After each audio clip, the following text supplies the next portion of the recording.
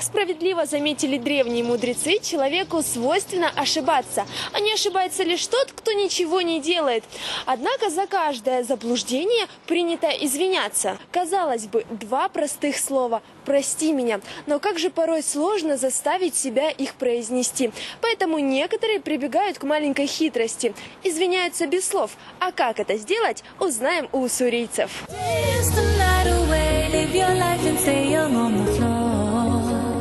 Прощения, в принципе, прошу часто, да. Но это было как-то особенно еще в городе, так прилюдно. В принципе... Понравилось? Да, понравилось, можно так сказать.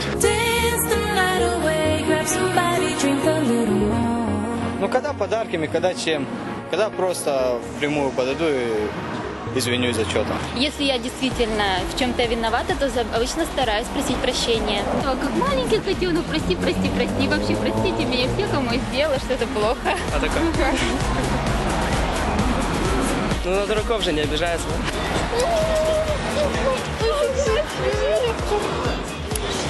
Я прощаю.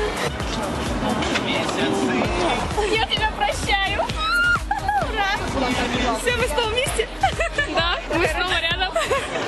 Я попросила один раз у девочки прощения. Я скачала песню, которую она искала, и просто ее включила. И она сразу полетает, говорит: «Ой, я тебя люблю». Ну, это не крепко, но... Но я тебя все равно прощаю. Простите меня. Можно заказать на радио.